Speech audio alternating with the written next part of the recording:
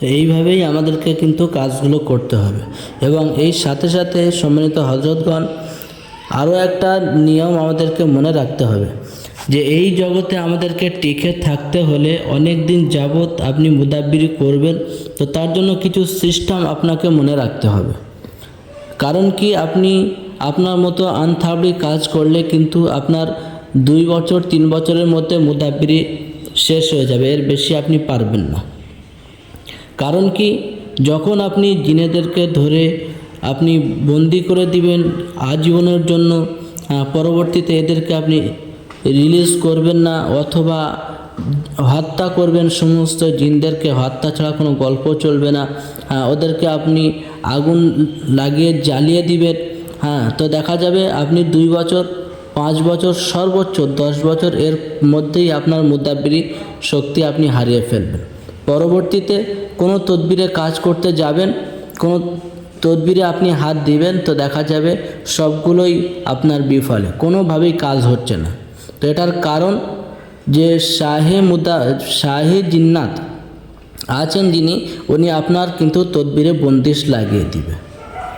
কারণ কি, আপনার যখন আপনি কোনো জিন্নাতের কাজ করবেন, তাদের পিতামাতাকে ডাকবেন না, যে সে কিভাবে জন্ম হয়েছে, তার কি আদৌ কোনো পিতামাতা আছে কি নেই, এই খবর আপনি নেবেন না। আপনার হাতে শক্তি আছে, আপনি তাকে হত্যা করে দিলেন, অথবা তাকে আপনি জ্বালিয়ে দিলেন। পরবর্তীতে তার পিতামাতা, তার গার্জিয়ান যদি আপনাকে জিজ্ঞাসা করে যে আপনি আমার সন্তানকে এইভাবে হত্যা করলেন, আপনি কি আমাদেরকে ডেকেছিলেন, বা আপনি কি আমার কাছ থেকে কোনো ইজাজত নিয়েছিলেন, বা আপনি তো আমার কাছে বলতে পারতেন যে আপনার সন্তান দোষ করেছে, আমরা কি করতাম।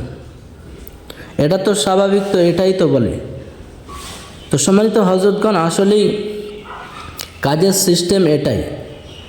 এইভাবে করলে কিন্তু আমরা আমাদের মুদাব্বিরি জগতে কোনোভাবেই ফাঁসব না। নচেত কি হবে, যে কোনো সময় আপনি কিন্তু তাদের পিতামাতার কাছে আপনি পড়ে যাবেন, তখন কিন্তু আপনি তার প্রশ্ন থেকে বাঁচতে পারবেন না। সেজন্য অনেক ভেবেচিন্তে মুদাব্বিরি। আর একটা সময় আসবে, ওই সমস্ত জিন্নাতগুলা যখন আপনার উপরে এগুলো দেখবে যে হত্যা ছাড়া কিছুই করছে না, তাদেরকে জ্বালিয়ে দিচ্ছে, তাদেরকে আপনার কিনা বন্দি করে দিচ্ছে আজীবনের মতন, তো তখন ওই সমস্ত জিন্নাতগুলা কিন্তু শাহে জিন্নাতের দ্বারস্থ হবে। যখন শাহে জিন্নাতের দ্বারস্থ হবে, তো তখন শাহে জিন্নাত তো আপনার বিষয়টা দেখবে যে আসলেই তো সত্য। তখন শাহে জিন্নাতের পক্ষ থেকে কিন্তু আপনার লক লাগিয়ে দেওয়া হবে। শাহে জিন্নাত যদি আপনার বিষয়টা দেখে যে আসলেই এই ধরনের মুদাব্বির হত্যা ছাড়া কিছুই বোঝে না, তাহলে ওনার পক্ষ থেকে কিন্তু উনি আপনাকে লক লাগিয়ে দিবে। আর শাহে জিন্নাতের সামনে আমাদের মুদাব্বিরি ও এক আনাও দাম নেই, ওর সামনে কোনো রকমের মুদাব্বিরি টিকবে না। সেজন্য অনেক সাবধানতার সহিত আমাদের এই জগতে কাজ করতে হবে। বোঝা গেল হযরত?